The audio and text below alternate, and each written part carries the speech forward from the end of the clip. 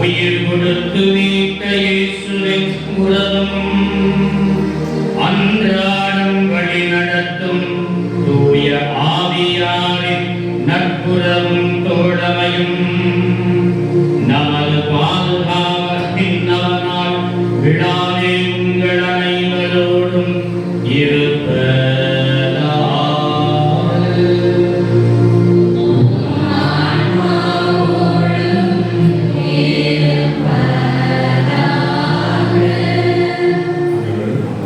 காலம் போற்றும் கடல் சூழ் உலகில் ஞானம் போற்றும் இறைவன் காட்சியில் எளிமை பூண்டு இன்ப சுரூபத்தின் சாட்சியார் நெஞ்சத்தில் சிலுவை குறியோடு பிறந்த புனித ஆரோக்கியநாதரின் நன்றி பெருக்கோடு 61ஆம் ஆண்டு திருவிழா திருப்பலி புனித வேளையில் புன்னகை மன்னன் சுவாமிநாதன் அருட்தந்தை ரூபன் கபூச்சி நம் பாசமிகு பங்கு தந்தை பெஞ்சமின் ராஜ் அருட்சகோதரிகள் இறைமக்கள் அனைவருக்கும் இம்மானுவேல் திரு இருதய ஆண்டவர் மற்றும் அந்தோனியார் அன்பியங்களின் சார்பாக மாலை வணக்கம்.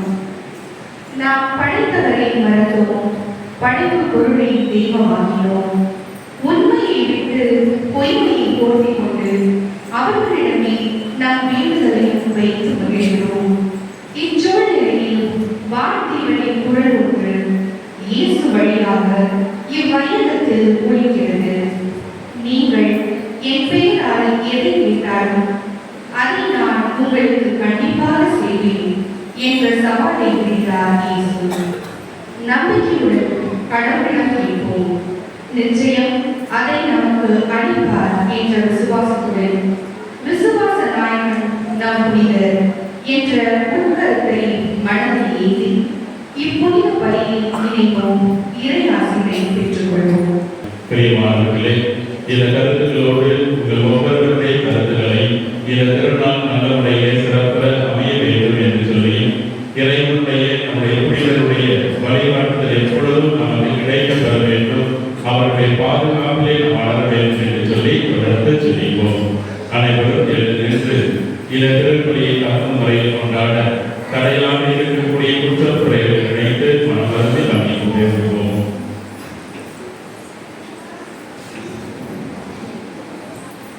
எல்லாம் இறைவனிடமும் சகோதர சகோதரிகளிடமும் நான் தாழ்மையிலே சொல்கிறேன். ஏழ்மையை சிந்தையால் சொல்லால் செயலால் கடமை தவறையால் பாவங்கள் செய்தேன். என் பாவமே என் பாவமே என் பெரும் பாவமே. பாதையால் இப்பொழுது கனியான உயர்மையாகி ஆழ்ந்த பிரிய அனைவரையும் சகோதர சகோதரிகளையும் நம் இறைவனாகிய ஆண்டவரிடம் எனக்காக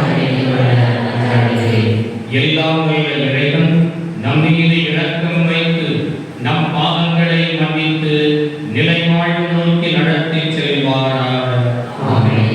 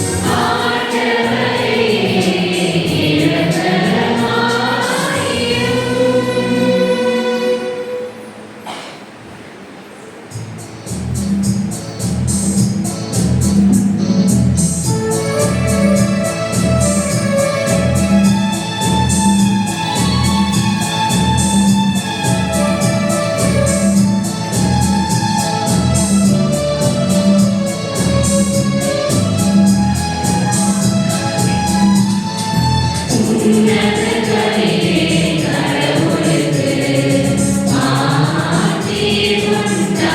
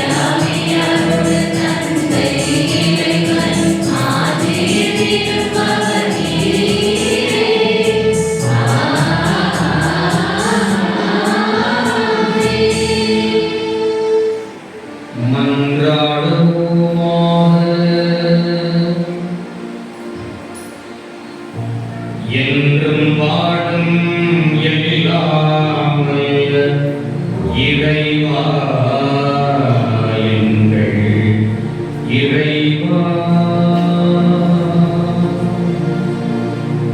எங்கள் வல்வின்மையை உமது மீட்பின் வழியில் நாங்கள் நடக்க புனிதரின் எடுத்துக்காட்டையும் பாதுகாவலையும் எங்களுக்கு இன்று அளித்தீரே.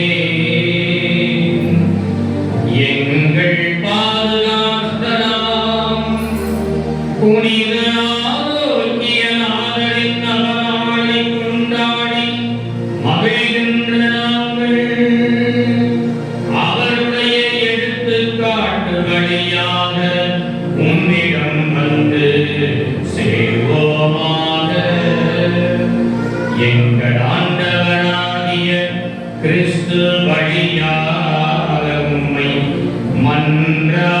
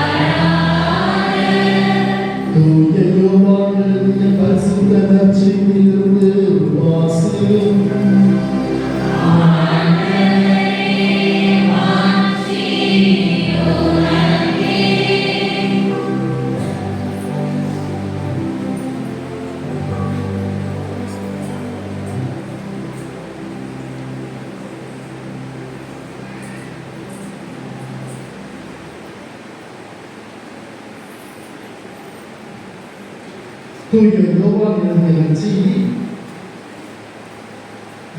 இயல் 14 இறை வார்த்தைகள் 12 முதல் 14 முடிய.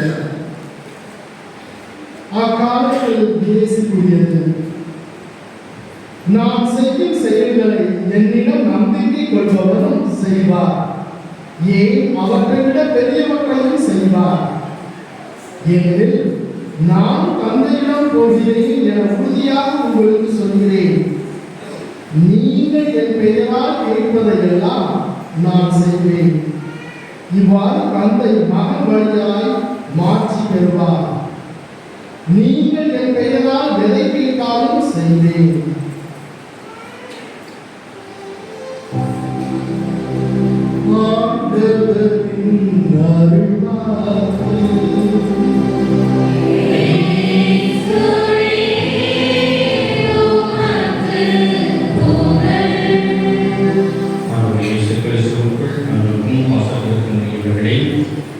நமது பகுதியின் பாதுகாவலராக விளங்குகிற அற்புத ஆரோக்கிய நாதனுடைய இந்த அருட்தலத்தினுடைய ஆண்டு திருவிழாவினை சீரோடும் சிறப்போடும் கடந்த 60 ஆண்டுகளுக்கும் மேலாக கொண்டாடி நம்முடைய விசுவாசத்திற்கு செயல்படம் கொடுத்து கொண்டிருக்கக்கூடிய இந்த அற்புதமான நாளிலே வாசனத்தில் பங்கு பணியாளர் மற்றும் அருள் சகோதரிகள், பங்கினுடைய இறைமக்கள், பக்த சபைகள், இயக்கங்கள், இங்கிருக்கிற அனைத்து கிளை பங்கினுடைய இறைமக்கள் அனைவருக்குமாக அற்புத ஆரோக்கிய நாதனுடைய சிறப்பான அருட்காவலும் கலந்துரையும் உங்கள் உள்ளத்திற்கும் இல்லத்திற்கும் அரணாக இருந்தருள வேண்டும் என்று அருமையான திருவிழாவுடைய நல்வாழ்த்துக்களையும் ஜெபங்களையும் அன்போடு உங்களுக்கு தெரிவித்துக் கொள்கின்றேன். தரத்திற்கு நான் உங்களுடைய வாழ்த்துக்களை எல்லாம் அன்போடு தெரிவித்து மகிழ்வோம்.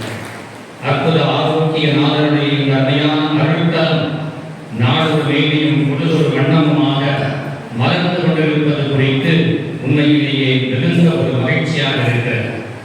இந்த ஆரோக்கிய நாதனுடைய அருள்தலத்தை, இந்த மண்ணை மிதித்து சென்றோம் என்று சொன்னால், இங்கே வந்து போனோம்னா நமக்கு அப்படியே ஒரு 4-5 பாட்டில் குளுக்கோஸ் ஏற்றின மாதிரி அப்படிதானே? அதுபோல ஒரு மகிழ்ச்சி, ஒரு புத்தெழுச்சி, ஒரு தெம்பு, ஆரோக்கிய நாதனுடைய மேலான அருள்தலம் இப்பகுதியில் இருக்கிற அனைவருக்கும் அருளை தருகிற களமாக மாறிக்கொண்டிருப்பது குறித்து உண்மையிலேயே மன மகிழ்ச்சியோடு வாழ்த்துகிறேன். இந்த அருள்களத்தினுடைய வளர்ச்சிக்காக பல்வேறு விதங்களில் ஒவ்வொரு பங்கு பணியாளர்களும் பங்கு இறை மக்களும் இணைந்து நீங்கள் அதனை சிறப்பித்துக் கொண்டிருக்கிறீர்கள். உங்களது விசுவாசத்தினுடைய வெளிப்பாடுதான் இந்த அருமையான ஒரு ஆலயம். அன்னையின் அற்புத ஆனந்த கிளி கட்டொளி வீசி பறக்க செய்கின்ற பளபளக்கின்ற ஒரு புனிமம். இவையெல்லாம் இன்றைக்கு உங்களுடைய விசுவாசத்தினுடைய வெளிப்பாடு.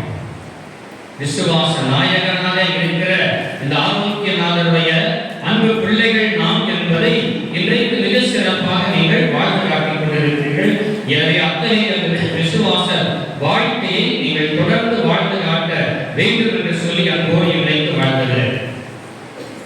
கேரளாவிலே திருச்சூர் என்ற இடத்திலே ஆரோக்கிய நாதருக்கு என்று சொல்லி ஒரு அருமையான ஒரு பேராலயம் ஒன்று இருப்பதாக சொல்லுகிறார்கள். நான் போனதில்லை. ஆசியாவிலேயே முதல் உருவாக்கப்பட்ட ஒரு ஆலயம் என்றும் மிகப்பெரிய ஒரு சுரூபம், ஏறக்குறைய 24 அடி உயரம். படிவாங்க நம்ம கோயில் உயரம் 26 அடி உயரம், 24 அடி உயரத்திற்கு ஆரோக்கியநாதருடைய திருச்சுருவத்தை வைத்திருக்கக்கூடிய ஆசியாவிலேயே இவ்வளவு பெரிய சுருவம் இருக்கக்கூடிய இடமும் அது ஒன்றுதான் என்று சொல்கிறார்கள். முடிந்தவங்க நீங்க போனீங்கன்னா போய் பாருங்க. திருச்சூரிலே அவருடைய பெயராலே அந்த அற்புதமான ஆலயம் நிறுவப்பட்டிருக்கிறது என்று சொல்கிறார். ஏன் இதை சொல்லுகிறேன் என்று சொன்னால், இந்த புனிதர் ஏதோ மற்றவர்களால் மறைக்கப்பட்ட ஒரு புனிதராக இருந்தால் இப்படிப்பட்ட நிலைப்பாடை வெளியிருப்போம். தென்னாட்டின் பகுதியிலே தென் தமிழகத்தினுடைய கடற்கரையோர கிராமங்களை நீங்கள் போய் பார்த்தீர்கள் என்று சொன்னால், அங்கே அற்புத ஆரோக்கிய நாதருக்கு என்று சொல்லி ஒரு தனி பீடம் இருக்கும். அங்கே ஒரு பெரிய சோபா கட்டாயம் வைத்திருப்பார். இந்த கொள்ளை நோய்களுடைய பாதுகாவலராக விளங்குகின்ற இந்த ஆரோக்கிய நாதருக்கு அருமையான ஒரு இடத்தை கொடுத்து ஒவ்வொரு ஆலயத்திலும் வைத்திருப்பார். ஆரோக்கிய நாதரின் திருப்பெயரில் பங்கு ஆலயமாக மலர்ந்திருக்கிற நாம் உண்மையிலேயே கொடுத்து வைத்தவர்கள் என்று நாம் சொல்ல வேண்டும். எனவே இந்த இடத்திலே அருள்பாலித்துக் கொண்டிருக்கின்ற இந்த அற்புத ஆரோக்கிய நாதர் உங்கள் வேண்டுதல்கள், கனவுகள், நனவுகள் அனைத்தையும் நிறைவேற்ற வேண்டும் என்று சொல்லி இந்த வேளையிலே அன்போடு வாழ்த்துகிறேன். பிரியமானவர்களே, இன்றைக்கு விசுவாச நாயகன் என்று நாம் அவரை சிந்தித்து பார்ப்பதற்கு அவையான ஒரு தலைப்பை கொடுத்திருக்கிறார். இந்த தலைப்புகள் எல்லாம் பார்த்தாலே வித்தியாசமான தலைப்புகள் எல்லாம் கொடுத்திருக்கிறார். ஒரு பங்குசாமியார் வந்து தன்னிடத்திலே ஜெபம் படிக்க வந்த அந்த ஒரு பெண்ணை பார்த்து, கல்யாணத்துக்கு ஜெபம் படிக்க வந்த பார்த்து, ஏமா இந்த விசுவாசத்தை பத்தி நீ என்ன நினைக்கிறது அப்படின்னு தான் கேட்டார். சாமி, யாரை பத்தி வேணாலும் பேசு, இந்த படுவாமி போய் விசுவாசத்தை பத்தி மட்டும் எனக்கு பேசா, அவனை பத்தி மட்டும் எனக்கு பேசா, கத்தினா உன்னைய தாண்டி கட்டுவேன்னு சொன்னான். அதையே போய்விட்டார். சரி, அதுதான் அப்படின்னா ஜெபம் படிக்க வந்த ஒரு பையனை பார்த்து கேட்டா, தம்பி இந்த நம்பிக்கையை பத்தி என்ன நினைக்கிறேன்? சாமி, வேற உனக்கு கிடைக்கலையா? இருந்திருந்து இந்த நம்பிக்கை வேலையை பத்தி என்னகிட்ட வந்து கேட்கிறீங்க. யாரை பத்தி வேணாலும் பேச சாமி, நம்பிக்கையை பத்தி மட்டும் என்ன பேசாம. நம்முடைய விசுவாசம் நம்பிக்கையும் இப்படித்தான். விசுவாசம் என்று சொல்லுகிற போது எபிரேயர் எழுதப்பட்ட கடிதத்திலே 11வது அதிகாரத்திலே முதல் வாக்கியத்திலேயே பார்க்கிறோம். எதிர்நோக்கி இருப்பவை கிடைக்கும் என்னும் நிலையான மனது, கண்ணுக்கு புலப்படாதவை பற்றிய ஐயமற்ற நிலை, சந்தேகமே இல்லாத ஒரு நிலை, அதைத்தான் நம்பிக்கை, பற்றுறுதி, விசுவாசம் என்று சொல்லப்படுகிறது. இயேசுவை பிரியமானவர்களே, இந்த விசுவாச வாழ்வு என்பது நமது கிறிஸ்தவத்திற்கும் சரியே எல்லா சமயங்களிலுமே சரி ஒரு அடிப்படையான ஒன்றாக சுவாசம், விசுவாசம். அந்த சுவாசம் இல்லை என்று சொன்னால் நம்முடைய வாழ்வு மறத்து போனதாக. அதைத்தான் உண்மையிலேயே இன்றைக்கு நம்முடைய புனிதரின் வழியாக நாம் நடந்து கொள்வோம். இந்த புனிதருடைய வாழ்க்கையை பார்க்கிறோம். துவக்க வழியிலே கூட வாசித்தார்கள். நெஞ்சிலே செந்திர சிலுவை முத்திரை பதிக்கப்பட்ட ஒரு, எப்படி அந்த சிலுவை அவர் மனுஷன் நெஞ்சிலே சிலுவை அடையார்.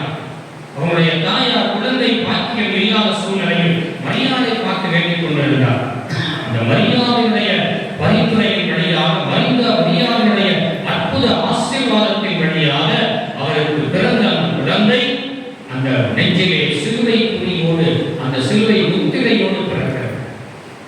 எனவே தன்னுடைய நெஞ்சிலே அசையாத விசுவாசத்தை அவர் காட்சியாகவே கொண்டு அவர் சிலுவையாக பிறந்திருப்பதை காணலாம். இரண்டாவதாக காண்கிறோம், விசுவாசத்திற்காக தன்னை அவர் வெறுமைப்படுத்துகிறார். வளர்ந்த நிலத்திலே எல்லாவற்றையும் தன் மாமனிடத்திலே கொடுத்துவிட்டு நாடோடி பயணத்தை மேற்கொள்கிறார். அதன் பிறகு போகிற இடத்திலே நோய்வாய்ப்பட்டவர்களை, அந்த காலத்தில் சூழ்நிலையிலே நோய்வாய்ப்பட்டவர்களுக்கு என்ன செய்ய முடியுமோ அவர்கள் அத்தனை பேருக்கும் அதை செய்கிறார். அவரும் அதனாலே பாதிக்கப்படுகிறார். மீண்டும் தன்னுடைய நாடு நோக்கி திரும்பி வருகிறார். திரும்பி வருகிற வேளையிலே தான் வந்த அந்த துன்பத்தில் இருந்து, அவர் பட்ட அந்த பாடுகளில் இருந்து மீண்டு அவர் வந்து சேர்ந்த பிறகும் கூட அவராலே அந்த அடையாளத்தை அவர் காட்டிக் கொள்ளவில்லை. தான் ஒரு அரச குடும்பத்தை சார்ந்தவன் என்பதை அவர் காட்டிக் கொள்ளவில்லை. ஒரு உளவாளி என்று சொல்லி பிடித்து அவரை சிறையில் 5 ஆண்டுகள் சிலுவையிலே அவர் சிறையிலே இருந்து அது பிறகு அறிவிக்கப்பட்டார். இயேசுவை பிரியமானவர்களே, இந்த நாளிலே இந்த விசுவாசத்திற்கு முதலாக நாம் என்ன செய்ய வேண்டும், அல்லது புனிதருடைய வாழ்க்கையிலே எது அடிப்படையாக இருந்தது என்று பார்ப்போம் என்று சொன்னால் வெறுமைப்படுத்துகிறது. விசுவாசத்திற்கு வேண்டும் என்று சொன்னால், விசுவாசத்தினுடைய முத்திரை அங்கே இருக்கிறது என்று சொன்னால் வெறுமைப்படுத்த கற்றுக்கொள்கிறார். விவிலியத்தின் தொடக்கத்தில் இருந்து கடைசி வரைக்கும் நாம் அனைவரும் சொல்லலாம். அது ஆபேலாக இருக்கட்டும், காயின் ஆபேல் சொல்லுவதா, ஆபேலாக இருக்கட்டும், அல்லது நோவாவாக இருக்கட்டும், ஆபிரகாம், ஈசாக்கு, யோனா, ஏனோக்கு, இன்னும் மற்ற புற முதுவர்கள் யாராக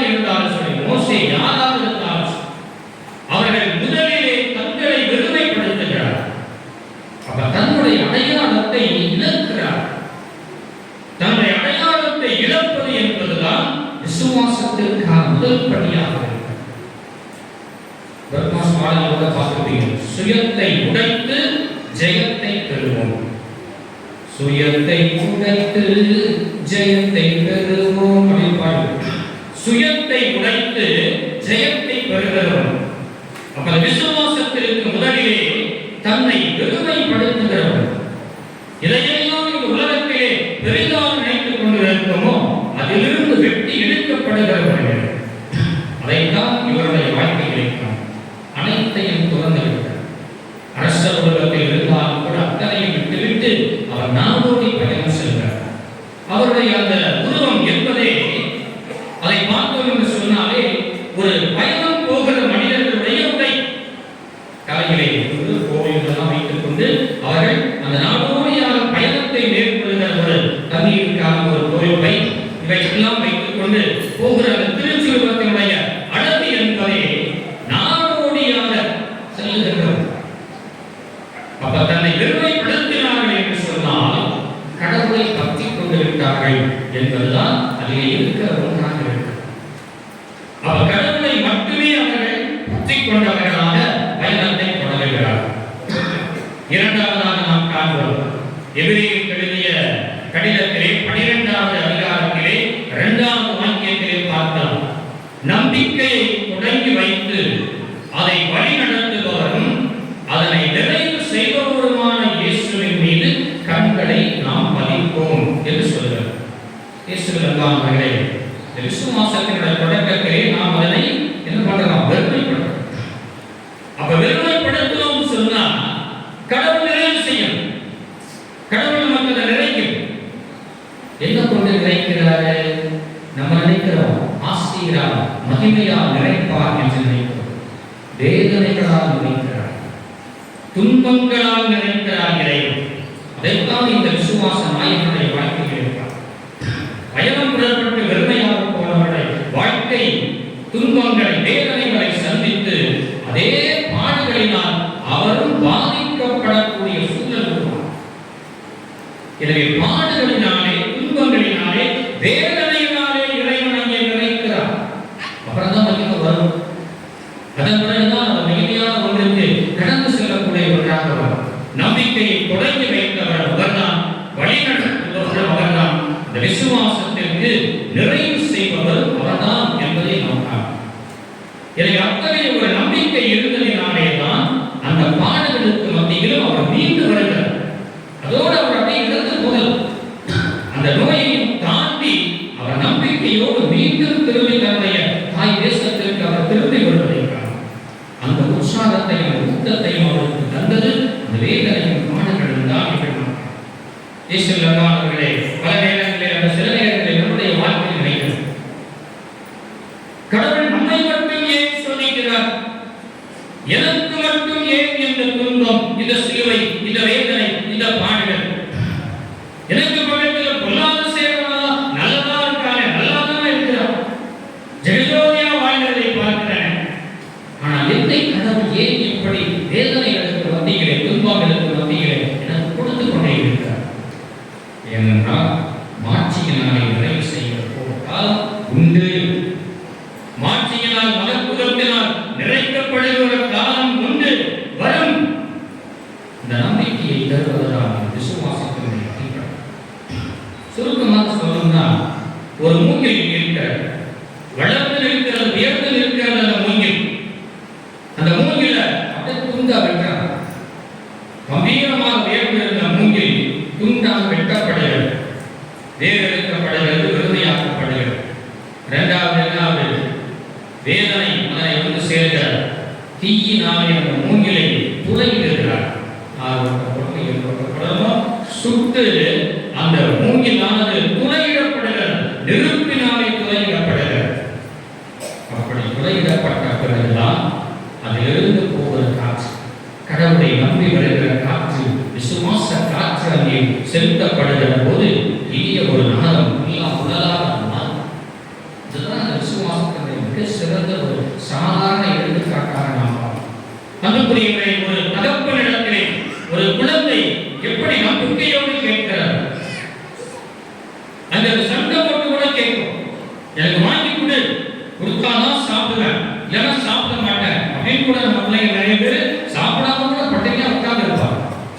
இன்னைக்கு இருக்கிற பிள்ளைங்கலாம் சோறு வேற யாராவது சாப்பிடுவாங்கன்னு சாப்பாடை எடுத்து கூட மூடி வச்சுட்டு வந்து நம்ம சாப்பிடலன்னு சொல்லிட்டே இருக்கோம். எடுத்து கூட வச்சிருக்கோம். அம்மாவுக்கே தெரியாது எங்க எடுத்து வச்சா சிக்கன் தெரியாது. வாய்ப்பு அப்பா சில பேர் எடுத்து வந்து சாப்பிடுவோம். எங்க ஆச்சு அப்படின்னு இந்த பழைய கோயில் உங்களுக்கு தெரியும். ஜெகமலா கோயில் திருவிழா மிக சிறப்பாக நடைபெறும். அந்த திருவிழா பழைய திருவிழா திருச்சியிலே ஒரு கலை எட்டுகின்ற ஒரு திருவிழா. அந்த திருவிழாவுக்கு நிறைய கடைகள்லாம் போட்டுருப்பாங்க. பார்த்தீங்கன்னா தெரியும். நிறைய கடை அந்த கடையெல்லாம் போட்டு அப்பா தன்னுடைய மகனை தூக்கி தோல் மேலே வச்சுக்கிட்டு அப்படியே கடையெல்லாம் சுற்றி காட்டிகிட்டே இருந்தாங்க. பையன் சும்மா இருப்பானா பார்த்தா அப்படின்னா பொங்கல் எப்பா கரடி பொம்மையை வாங்கி கொடுப்பா இருக்கு. அதெல்லாம் வேணாண்டா, நீ ஒரு 2 மணி நேரம் கூட வச்சிருக்க மாட்டேன், நீ பிச்சு போட்டு அப்புறம் ஆணிகளை பிச்சு போட்டு அதெல்லாம் வேண்டாம் இல்லப்பா பத்திரமா வச்சுக்குவோம்பா. அதனால ஒன்றும் இல்லை, பத்திரமா வச்சுக்கிறான். சொல்றார் எப்பா உண்மையை வாங்கி கொடுப்பா அப்படின்னு. அவர் சும்மா தலைவர் கட்டிருந்தார். உடனே இவனுக்கு அடுத்த மரியாதை கொடு. யோ வாங்கி புரியா, ஒழுங்கு மரியாதையா வாங்கி புரியா அப்படின்னு இன்னும் கொஞ்சம் கிரேட் கொடு. சும்மா சொல்லிட்டே இருக்கல வேணான்ட்டு அவன் கோபத்தில் உச்சரிடத்துக்கு போட்டான். யோ வாங்கி கொடுறா, யோ வாங்கி கொடுறா. அகப்பரிடத்திலே மகன் உரிமையோடு கேட்கிறார். விசுவாசத்தினுடைய மதமானவன். ஆனால் இன்றைக்கு கடவுளே என்பது நம்முடைய வேண்டுதல்கள் வரங்களை கேட்கணும் அவரே தனிச்சு போய் நிற்கிற நிலைமையில விசுவாசத்தை ஆழத்தை பார்க்கும். ஒருத்தர் கடவுள்கிட்ட போய் கேட்கலாம் வளர்ந்தேன்னு அப்படியே இருக்கிறவங்களே அப்படி வரவேன் இப்படி வரவேன்னு கேட்கான். அவரும் முன்னாடி வந்து நின்றார். தம்பி 2 வரை கேள்வி, ஆனா உனக்கு ஒண்ணுதான் தரணும். ஆனா நீ 2 கேள்வி, ஒண்ணுதான் உனக்கு தரணும். ஆனா அதில் மாற்றமே இல்லை, நீ கேள்வி அப்படின்னா. உடனே அவன் சொன்னான், இந்தியாவிலிருந்து ஜப்பான் வரைக்கும் கடலுக்கு கீழே வந்து என்ன பண்ணணும், பெரிய பாலம் போடணும், டியூப்லெஸ் போட்டு பெரிய சுரங்கம் பாலம் போடணும் கடவுள். அப்படியா, சரி ரைட்.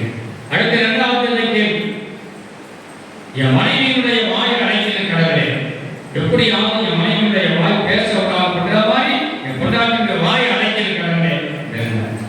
அவர் கேட்டார், நீ கேட்க 2வது செய்யறது ரொம்ப கஷ்டம்.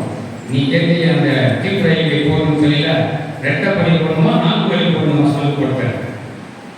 டபுள் வே வேணுமா 4 வே வேணுமா 6 வே வேணுமா அது கூட கொடுத்தேன். கடவுளையை திடீர்னு செய்யக்கூடிய மகன் இயேசுவை புரிமையானவர்கள். இந்த விசுவாசத்தினுடைய அந்த சோதனைகளை ஏற்றுக்கொள்ளுகிற மனப்பக்குவம் இந்த பாதுகாவலருடைய வாழ்க்கையில் அவர் நினைத்திருந்தால் திரும்பி வந்த பிறகு தன்னுடைய அடையாளத்தை காட்டி இருக்கிறார். கவர்னர் தன்னுடைய மாமனைக்கு இருக்கிறார். ஐயா நான் தான் யார் நல்லா பார்த்து பாடுறா, நான் தான் காட்டுகிறேன். தன்னுடைய அடையாளத்தை அவர் காட்டிக் கொள்வது சிறையில் அடைக்கப்படுகிறார். விசுவாசத்தினுடைய பாடுகளை தன் வாழ்க்கையில் முழுமையாக அவர் ஏற்றுக்கொள்வதை உன்னை அழைத்த இறைவன் உண்மையுள்ளவர், சொன்னதை செய்து முடிப்பவர், சொல் தோறாதவர் என்று சொல்வது போல இறைவன் என்னை வழிநடத்துவார். இந்த ஒரு நம்பிக்கை அவருடைய வாழ்க்கையிலே கடைசி வரையில் இருக்கும். இயேசுவை பிரியமானவர்களே, மார்க்கு செய்தியிலே நம்ம 5வது அதிகாரத்தில் 36வது வாக்கியத்தை பார்த்தோம்னா இயேசு சொல்லுவார், என்ன இது பெரும்பாலுள்ள பெண் வருகிறார், நம்பிக்கையோடு வருகிறார், இயேசுவை கொடுக்கிறார், உணவு வருகிறார், மகளே நம்பிக்கை உனக்கு நலமடைந்தது அப்படின்னு சொல்றார்.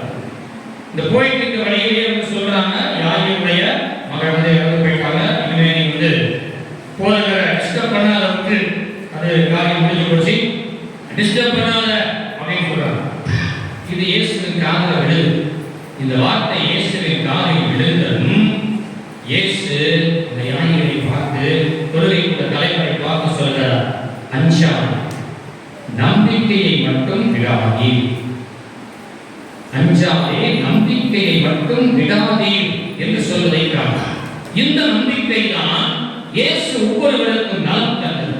உன் நம்பிக்கை உனக்கு தான் ஆயிற்று, உன் நம்பிக்கை உனக்கு நலம் அளித்தது, உன் நம்பிக்கை உனக்கு பார்வை கொடுத்தது, உன் நம்பிக்கை உன்னை மீட்டெடுத்தது, செல்வா என்று சொல்லி அந்த அசையாத விசுவாசத்தில் நிலைத்து நிற்பதற்கு ஆண்டவர் இயேசு நமக்கு நற்செய்தியினுடைய பல பக்கங்களிலே கற்றுக் கொடுப்பதை நாம் காணலாம். இயேசுவுக்குரிய சிறப்பான நாளிலே நாம் இந்த புனிதரை விசுவாச நாயகன் என்று சொல்கிறோம் என்று சொன்னால் அவருடைய பெயராலே இன்றைக்கு நடக்கக்கூடிய அற்புதமான காரியங்கள் தான் இந்த நம்பிக்கைக்கு செயல்படுகிறோம் இன்றைக்கு அந்த நம்பிக்கையினால் அவர் வாழ்ந்தார். அவர் மீது கொண்டிருக்கிற அந்த ஒரு நம்பிக்கையினால் இன்றைக்கு நாம் நமது வாழ்க்கையிலே அதிசயங்களையும் அற்புதங்களையும் காண முடியும். சீடர் பல நேரங்களில் அந்த இயேசுவின் மீது கொண்டிருக்கிற விசுவாசத்தை மறந்து போனார்கள். ஆனால் இயேசுவை மீது நாம் வைக்கிற விசுவாசம் இயேசுவினுடைய விசுவாசமாக மாறும். அதுதான் the faith in Jesus has to be transformed the faith of Jesus. இயேசுவின் மீது நாம் வைக்கிற நம்பிக்கை விசுவாசம் இயேசுவினுடைய விசுவாசமாக, இயேசு எப்படி அவருடைய தந்தையின் மீது வைத்தாரோ அந்த விசுவாசமாக மலர்கிற போதுதான் இன்றைக்கு நற்செய்தியிலே நாம் காண்கிறோம். நம்புகிறதை செய்வான், என் மீது நம்பிக்கை கொள்கிறவன் பெரிய காரியங்களை செய்வான், ஏன் என்னை விட பெரிய காரியங்களை கூட செய்வான், செய்ய முடியும், நம்புகிறவனுக்கு எல்லாம் கூடும் என்று சொல்லி இயேசுவே அந்த நம்பிக்கையை ஆழமாக வெளிப்படுத்துவதை பார்க்கிறோம். அதனால்தான் இந்த புனிதர்களும் இந்த இயேசுவினுடைய திருத்தூதர்களும் இயேசுவின் பெயராலே அங்கே விசுவாசத்தை அளிக்கின்றார். நம்ம பார்க்கும் தெரியும், பேதுரு அந்த திருத்தூதர் பணிகளிலே அவர் அழகு வாய்ப்பு போயிருக்கார். ஜெபம் மத்தியானம் 3 மணிக்கு ஜெபம் கோயில் போறார். நம்ம 3 மணிக்கு தான் சீரியல் கோயிலுக்கு, அவர் 3 மணிக்கு கோயிலுக்கு ஜெபம் பண்ண போறார். அங்க போய் பார்க்கிறார், அங்கே ஒரு அமர்ந்திருக்கிறார், அவனை பார்த்து சொல்றார், தம்பி இங்கே பார் அப்படின்னு சொல்றார். அவனை சரி ஏதோ ஒரு நிறைய பூவா கொண்டு வைத்தா அப்படின்னு அவனை கையேந்தி பார்க்கிறார். உனக்கு கொடுப்பதற்கு என்னிடத்திலே வெள்ளியோ பொன்னோ பொருளோ ஏதுமில்லை. ஒன்றும் இல்லை. அப்புறம் எதுக்கியா என்னை பாடுறான், ஏயா என்னை பார்த்து கூட்ட நம்ம சொல்லுவோம். அவர் சொன்னார், என்னிடத்திலே உள்ளதை நான் உனக்கு தருகிறேன். என்ன வச்சிருக்காராய்? ஓட்ட படகு திரும்பி போனவரை இல்லாதது அதையும் இயேசு கூட்டபோது அப்பயே தூங்கி வந்துட்டார். அண்ணன் தம்பி சேர்ப்பதுதான். என்னிடம் உள்ளதை நான் உனக்கு தருகிறேன், நசரேயனாகிய இயேசுவின் பெயராலே சொல்லுகிறேன், எழுந்து நட. இயேசுவினுடைய பெயர், இயேசுவினுடைய பெயர் உட்கார்ந்தவனை எதிர்த்து நடக்கவே. அப்ப அந்த சீடர், அந்த பேதுரு இயேசுவின் மீது கொண்டிருந்த அந்த தனியான தாகம், விசுவாச வாழ்க்கை இன்றைக்கு வாழ்க்கையை மற்றவர்களுக்கு பெற்றுக் கொடுக்கிறார். இன்றைக்கு நாம் கூட இந்த விசுவாசத்தினுடைய நாயகனாக இருக்கிற இந்த புனிதரிடத்திலே, இந்த அற்புத ஆரோக்கிய நாதரிடத்திலே நாம் வேண்டுகிறோம் என்று சொன்னால், பெருமைப்படுத்துகிற நிலையிலிருந்து சிலுவைகளாலே சுடப்பட்ட நிலையை தாண்டி மகிமையின் நிலைக்கு நாம் கடந்து செல்ல அழைக்கப்பட்டிருக்கிறோம். அப்படி என்று சொன்னால் கடவுள் என் வாழ்க்கைக்கும் நன்மையை தருவார். காலங்கள் மாறும், கோலங்கள் மாறும், என் வாழ்க்கைக்கும் கடவுள் நல்லதை செய்வார். நீங்க நினைச்சு பாருங்க, ஒரு 40 வருஷத்துக்கு முன்னாடி இந்த இடம் எப்படி இருந்தது? 50 ஆண்டுகளுக்கு முன்பாடி இந்த இடம் எப்படி இருந்தது? இன்றைக்கு அற்புத ஆரோக்கிய நாளின் அருள்தலமாக மாறி இருக்கிறது என்று சொன்னால் தெய்வீக அருள் இங்கே குடிக்கொண்டிருக்கிறது. தேவனுடைய கருணையாக இருக்கிறது, தேவனுடைய கிருபையும் தரமாக இருக்கிறது, தெய்வீக ஆற்றல் இங்கே செயல்படுகிறது என்பதைத்தான் நாம் சொல்ல முடியும். மனிதனுடைய பலன் எதுவும் இல்லை. கடவுளுடைய திட்டம், கடவுளுடைய செயல், தெய்வீக ஆற்றல் இங்கே செயல்படுகிறது என்பதை தான் இங்கே நாம் சொல்ல முடியும் என்று சொல்லியிருக்கிறார். இயேசுவின் அருமையானவர்களே, இன்றைக்கு நாம் அத்தகைய ஒரு விசுவாசத்தை நம்முடைய வாழ்க்கையில் வைத்துக் கொள்ளும். முதல் கடிதம், யோவான் எழுதிய முதல் கடிதம் 5வது அதிகாரம் 4வது வாக்கியத்திலே பார்க்கிறோம், உலகை வெல்வது நம்பிக்கை. எல்லாவற்றையும் உலகையை தாண்டி வெல்லக்கூடியது நாம் வைத்திருக்கக்கூடிய நம்பிக்கை. யாக்கோபு 2வது அதிகாரத்திலே 17வது வாக்கியத்திலே சொல்லுகிறார், செயல் வடிவம் பெற வேண்டும். அதுதான் அடுத்த முக்கியமான ஒரு கட்டம். இந்த நம்பிக்கை செயல் வடிவம் பெற வேண்டும். செயல் வடிவம் பெறலன்னா அது தன்னிலே உயிரற்றதாக இருக்கும். அப்ப நம்முடைய விசுவாசங்களை செயல் வடிவம் கொடுக்க வேண்டும். இந்த செயல் வடிவத்தினுடைய ஒரு மாதிரி தான் இந்த ஆலயங்கள் அத்துணை வந்திருக்கிற இந்த இடத்திலே வளர்ந்திருக்கிற அத்துணை நிகழ்வுகளும் உங்களுடைய விசுவாசத்தை நீங்கள் செயல்படுத்தி இருக்கிறீர்கள் என்பதனுடைய வெளி அடையாளமாக இருக்கிறது. குடும்பத்திலே, என் சமூகத்திலே நான் யாராக வாழ்ந்து கொண்டிருக்கிறேன், யாருக்காக நான் வாழ்ந்து கொண்டிருக்கிறேன், யாரை நம்பி நான் வாழ்ந்து கொண்டிருக்கிறேன். இந்த ரெண்டு கேள்வி நீ கேட்பார். அவருடைய வாழ்க்கையிலே அவருக்கு அந்த கேள்வி இருந்தது. அதனால் தான் விடுமைப்படுத்தினார். அந்த இயேசு மட்டும் போதும் என்று அவர் புறப்பட்டார். நம்ம வாழ்க்கையில் அந்த கேள்வியை கேட்கப்படுற யாரை நம்பி நான் வாழ்ந்து கொண்டிருக்கிறேன், யாருக்காக நான் வாழ்ந்து கொண்டிருக்கிறேன். இந்த ரெண்டு கேள்விக்கு பதில் நம்ம வாழ்க்கையில கிடைச்சது அப்படின்னு சொன்னா உண்மையிலேயே இந்த கடவுளை அருள் குடும்பங்களை நிறைவு செய்கிறது. இயேசுவிலே பிரியமானவர்களே, விசுவாச நாயகனாக வாழ்ந்து காட்டுவது என்பது மிக எளிதான காரியம் அல்ல. துன்பங்களால் சுடப்படுகிற ஒன்று, வேதனைகளால் சுடப்படுகிற ஒன்று. அதை தாண்டிதான் அந்த விசுவாசத்திற்கான பதிலும் விசுவாசத்திற்கான மதிப்பும் மாண்பும் மரியாதையும் கடவுள் நிச்சயமாக தருவார். அதனுடைய மாதிரியாகத்தான் நமது பாதுகாவலர் விளங்குகிறார். இதோ என் கழுவுகளை பார், இதோ என் காயங்களை பார், இது நான் இயேசுவை நம்பியதனால் வந்த என்னுடைய காயங்கள். ஆனால் இந்த காயங்கள் தான் இன்றைக்கு என்னை புனிதராக உயர்த்தி இருக்கிறார். நீயும் உன்னுடைய காயங்களில் இருந்து நீ விடுதலை பெற வேண்டும் என்று சொன்னால் இந்த இயேசுவை நம்பிவிடு, இயேசுவுக்காக வாழ்ந்துவிடு, அவர் உன்னை நிறைவு செய்வார் என்று சொல்லுகிறார். அந்த நம்பிக்கை நம்முடைய வாழ்வாக வளரட்டும். நம்புங்கள், ஜெபியுங்கள், நல்லதே நடக்கும். எழுந்திருப்போம். நம்முடைய வேண்டுதல்கள், விண்ணப்பங்கள் இவைகளை வலிமையான இறைவனின் திருப்பாதத்திலே எடுத்து வைத்து மன்றாடுவோம். நல்ல ஆயனாம் இறைவா, திரு அவை தலைவர்களை உன் திருப்பாதம் அர்ப்பணிக்கின்றோம். அடைதலின் நோக்கத்தை உணர்ந்து தன்னிடம் ஒப்படைக்கப்பட்டுள்ள இறை சமூகத்திற்கு வழிகாட்டும் விண்மீனாய் நல்ல ஆயனாய் இருக்க உம் அருளையும் ஞானத்தையும் தந்து காத்துள்ள வேண்டும் என்று இறைவா உம்மை மன்றாடுகின்றோம்.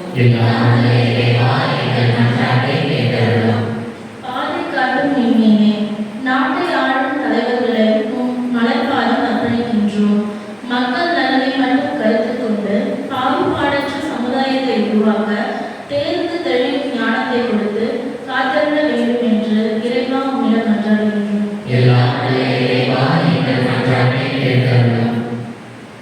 நல்ல ஆயனாம் இறைவா, குடும்ப சூழ்நிலை காரணமாக தனிமையில் தவித்து வாழ்கின்றவர்களை உம் கரத்தில் அர்ப்பணிக்கின்றோம். கருணை இல்லங்களில், முதியோர் இல்லங்களில், ஆதரவற்றோர் இல்லங்களில் இருப்பவர்களுக்கு உம் பரி இரக்கத்தை பொழிந்து உடனிருக்கும் தாயாக, தோழனாக, தந்தையாக இருந்து காத்திட வேண்டும் என்று இறைவா உம்மை மன்றாடுகின்றோம்.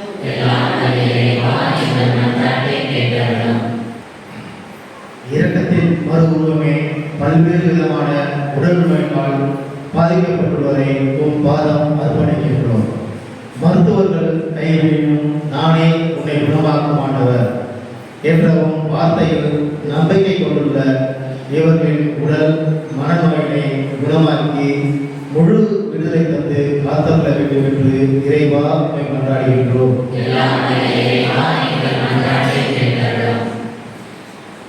நாள்களுக்கும் வந்ததே இறைவா, இன்றைய திருப்பலியை நிறைவேற்றும் எம் பாசமிகு அருள் தந்தையையும் திருப்பலியை சிறப்பிக்கும் அன்பிய குடும்பங்களையும் நீர்தாமே உன் பேரன்பால் கட்டி காத்து தூய்மையாய் வாழ்வாங்கு வாழ்ந்திட வரமருள வேண்டும் என்று உம்மை மன்றாடுகிறோம். எல்லா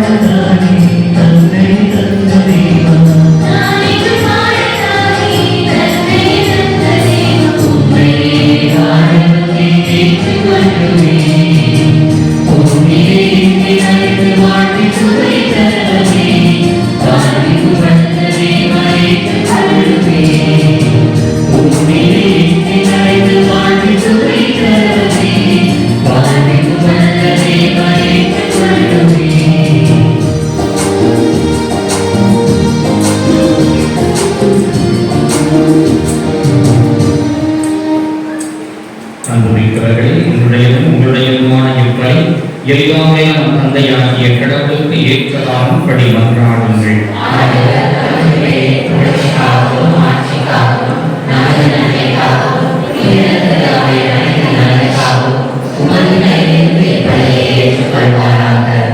ஆண்டவரே, உமது புனிதரும் எங்கள் பாதுகாவலருமான அற்புத ஆரோக்கியநாதரின் நினைவு கொண்டாட்டத்தில் எக்காணிக்கைகளை ஒப்புக் கொடுத்து உம்மை வேண்டுகின்றோம். உமது நம்பிக்கையாளருக்கு அமைதி ஒற்றுமையாகிய குடைகளை இன்று தாராளமாய் நீர் வழங்குவீராக. எங்கள் ஆண்டவராகிய கிறிஸ்து வழியாக உம்மை மன்றாடுகின்றோம்.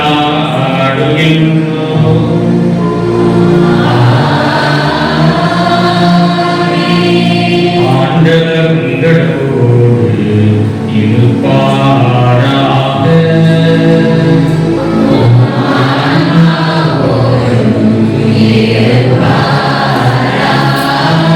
இதயங்களை மேலே எழுப்புங்கள்.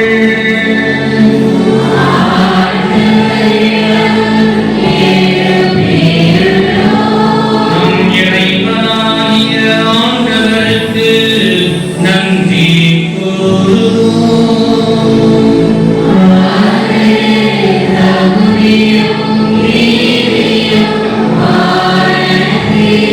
ஆண்டவரே, தூயவரான தந்தையே, என்றுமுடன் எல்லாம் வல்ல இறைவா, எந்நாளும் எவ்விடத்திலும் நாங்கள் உமக்கு நன்றி செலுத்துவது மெய்யாகவே தகுதியும் நீதியுமாகும். எங்கள் கடமையும் மீட்புக்கு உரிய செயலுமாகும். ஏனெனில் உம் புனிதர்களின் உயர்ந்தது சாட்சியத்தால் உமது திரு அவை என்றும் புதிய ஆற்றல் பெற்று வளமடைகிறது. இவ்வாறு எங்கள் மீது நீர் கொண்டிருக்கும் பரிவன்மை தெளிவாக காட்டுகின்றீர். மேலும் எங்கள் மீட்பின் மறை நிகழ்வை என்றும் என்றென்றும் தோன்றுகின்றீர். அவரது தகுந்த பரிந்துரையால் என்றும் ஊக்கம் பெறவும் எங்களுக்கு இன்று அருள்கின்றீர். ஆகவே இறைவா, வானதூதர் புனிதர் அனைவரோடு நாங்கள் அனைவரும் ஒன்று சேர்ந்து உமது மாட்சிமையை புகழ்ந்து முடிவின்றி பாடுவதாவது.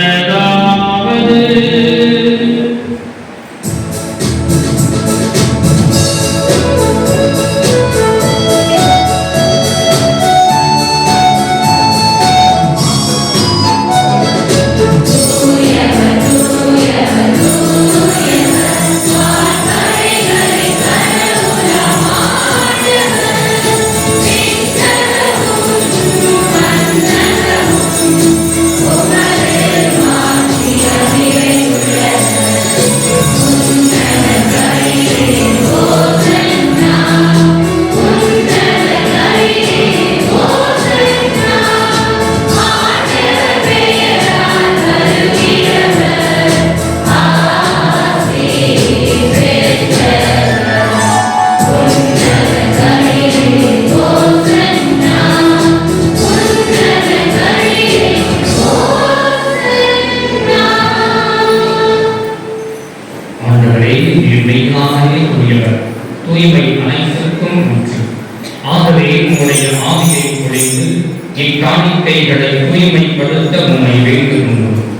இவ்வாறு எங்கள் ஆண்டவர் இயேசு கிறிஸ்துவின் திரு உடலும் இரத்தமுமாக எங்களுக்கு இவை மாறுபடுவார்கள்.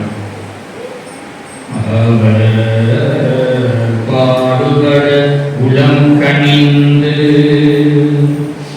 தம்மை கையளித்த போது அப்பத்தை எடுத்து நன்றி செலுத்தி தம் சீடருக்கு அளித்து அவர்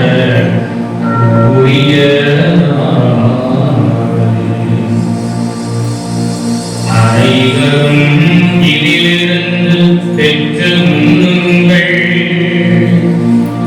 ஏனெனில் இது உங்களுக்காக கையளிக்கப்படும் என்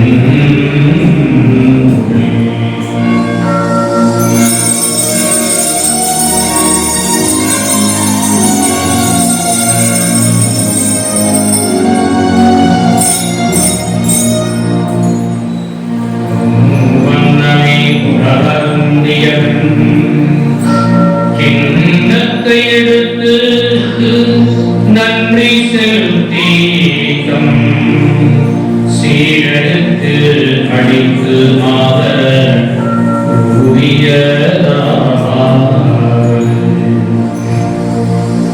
அனைவரும் இதிலிருந்து பெற்று பருங்கள். ஏனெனில் இது புதிய நிலையான உடன்படிக்கைக்கு உரிய என் இரத்தத்தின் கிண்ணம். இது பாவ மன்னிப்புக்கென்று உங்கள்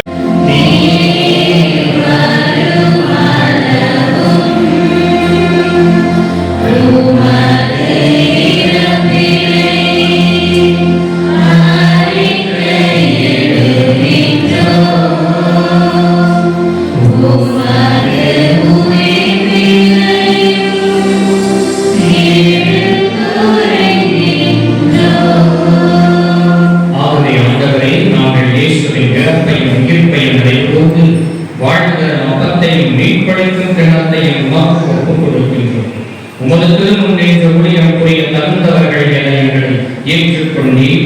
எனவே உமக்கு நன்றி செலுத்துகின்றோம். மேலும் கிறிஸ்துவின் உடலிலும் இரத்தத்திலும் பங்கு கொள்ளும் எங்களை தூய ஆவியார் ஒன்று சேர்க்க வேண்டும் என உம்மை தாழ்மையுடன் மன்றாடுகின்றோம். ஆண்டவரே, உலகெங்கும் பரவியிருக்கும் உமது திரு ஆவியை நினைவு கூர்ந்தருளும். எங்கள் திரு தந்தை பிரான்சிஸ், எங்கள் ஆயர் அருகிலார், எல்லா அணிநிலையினர் ஆகிய அனைவரோடும் உமது திரு அவை அன்பில் நிறைவேறச் செய்தருளும்.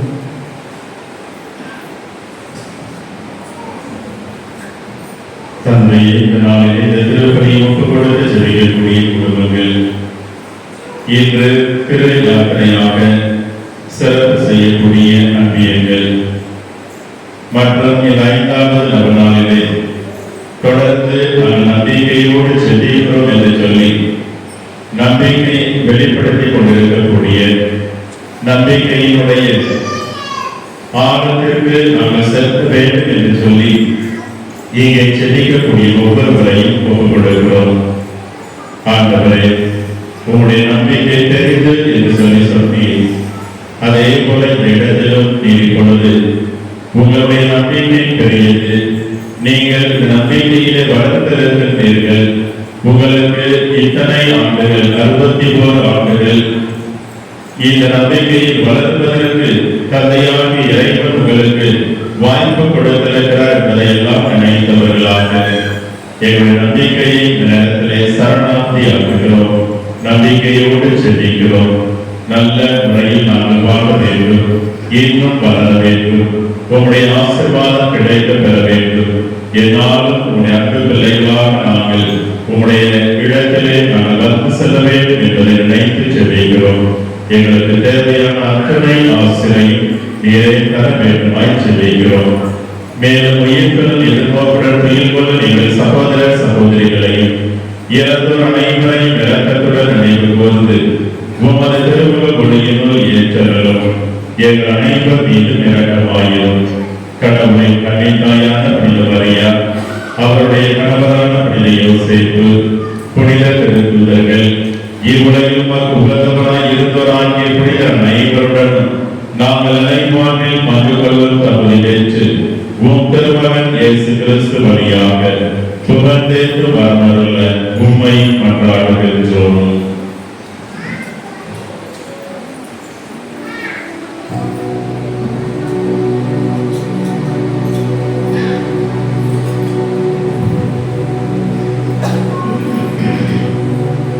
இவர் வழியாக இவரோடு இவரே எல்லாம் இறைவனாகிய தந்தையே, தூய ஆவியாரின் ஒன்றைக்கு கொடுத்தவாறு இறையாட்சி வர வேண்டும் என்று செபிப்போமாக.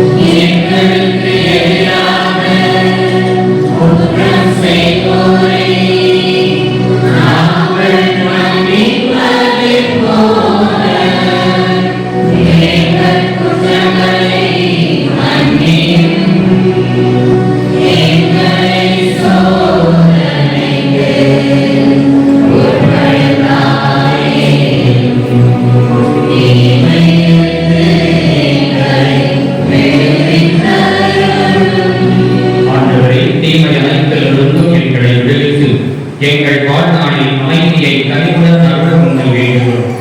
உமது இரக்கத்தின் உதவியால் பாவத்திலிருந்து எப்போது விடுதலை பெற்று யாதொரு கலக்கமும் இன்றி நலமாய் இருப்போமாக. நாங்கள் எதிர்நோக்கி இருக்கும் பேரின்பத்திற்காகவும் எம் மீட்பராகிய இயேசு கிறிஸ்துவின் வருகைக்காகவும் காத்திருக்கின்றோம். ஆண்டவராகிய இயேசு கிறிஸ்துவின் அமைதியை உங்களுக்கு விட்டுச் செல்கிறேன், என் அமைதியை உங்களுக்கு தருகிறேன் என்று உமது திருத்தூதர்களுக்கு மொழிந்தீர். எங்கள் பாவங்களை பாராமல் உமது திரு அவையின் எளிய நம்பிக்கையை மட்டுமே கண்ணோக்கி எங்களுக்கு அமைதியையும் ஒற்றுமையையும் அளித்தருள்வீராக. என்றென்றும் வாழ்ந்து ஆட்சி செய்கின்றவர் நீரே. ஆண்டவருடைய அன்பும் அருளும் ஆசீரும் உங்களோடு என்றுமே இருப்பதாக. ஒருவருக்கொருவர் உலகின் வாழ்த்துக்களை பகிர்ந்து கொள்வோம்.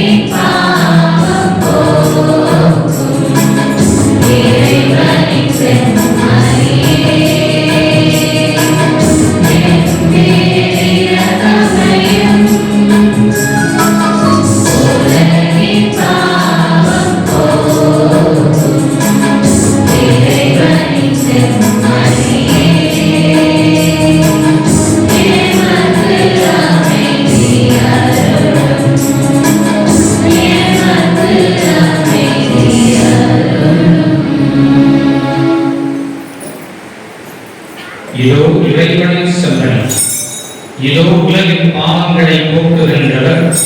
செம்மறியின் விருந்துக்கு அழைக்கப்பட்டிருக்கிற நாம் பேர் பெற்றோர்.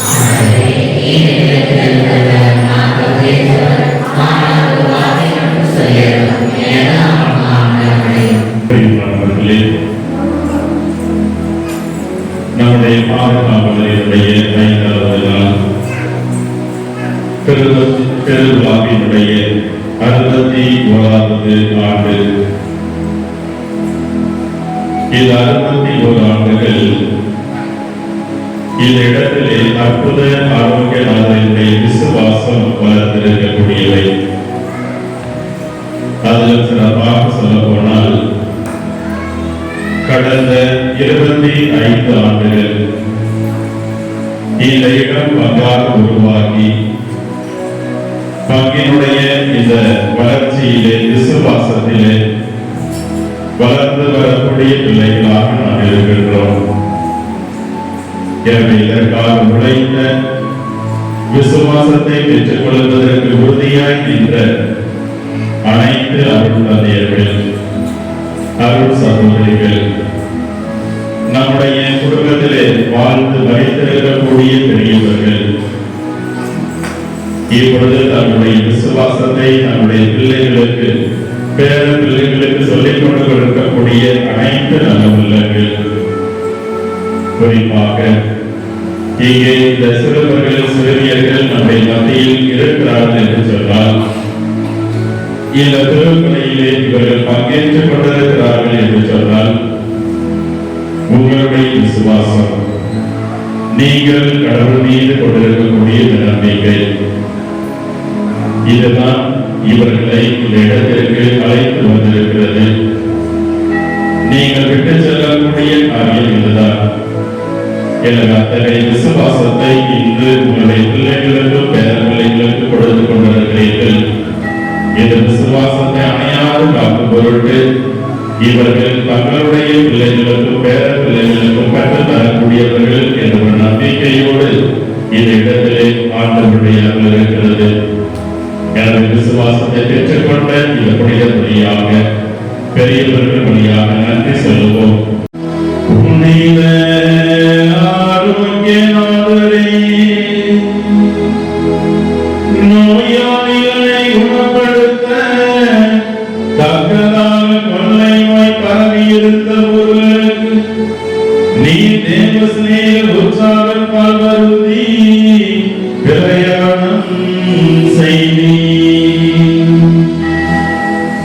உமக்கே அந்த நோய் நேரிட்ட விதத்தில் உமது நம்பிக்கை தோழனாயிருந்த துஷ்ட மிருகத்தால் ஆறுதல் அடைந்தீ.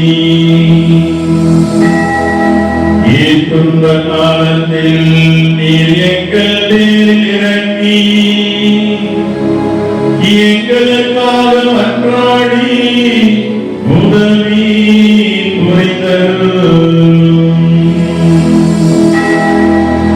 இப்போது எங்கள் மேல் வந்திருக்கும் இந்த பயங்கரமான தெய்வ கோபத்தினையை முழுவதும் அகற்று இரக்கமுள்ள மீட்பரிடத்தில் எங்களுக்காக பரிந்து பேசியருளும். தீங்கிழைக்கும் கொள்ளை நோய் பரவின இருந்த இடங்களில் நீர் 5 வருட காலம் போராடி வெற்றிகர மரணம் பெற்றதினாலே நோய்களை குணப்படுத்தும் அற்புத வரம் அடைந்தீ. புனித ஆரோக்கியநாதருடைய சலுகையை இறந்து மன்றாடுகிற நோயாளிகள் யாவரும் அந்த கொடிய நோயினின்று குணமடைவார்கள் என்ற வாக்குறுதி அடங்கிய சீட்டை ஒரு வானதூதர் கொண்டு வந்து மரித்த உமது திருவுடலின் மேல் வைத்ததை நீர் தயவாய் நினைவு கூர்ந்தருளும். ஓ இரக்கமிகுந்த புனிதரே,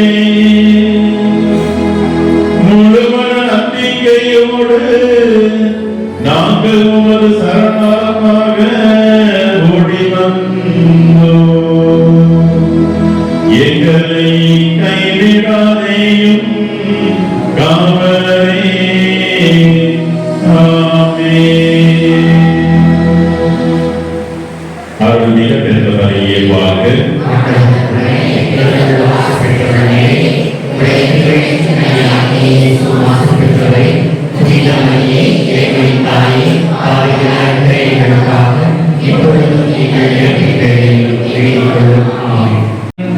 நாள் கொண்டாட்டத்தில் நாங்கள் உட்கொண்ட திருநாள் எங்கள் மனங்களையும் இதயங்களையும் புனிதப்படுத்துவதாக. அதனால் நாங்கள் உமது இறையுறவில் பங்கு பெற என்றென்றும் தகுதி உள்ளவர்களாக அருள்வீராக. எங்கள் ஆண்டவராகிய கிறிஸ்து வழியாக உம்மை மன்றாடுகின்றோம்.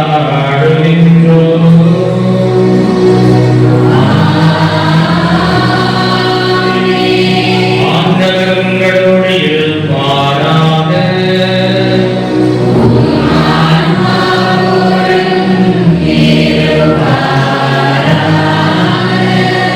எல்லாம் வல்ல இறைவன் தந்தை மகன் தூய ஆவியார் உங்களுக்கு ஆசி வழங்குவாராக.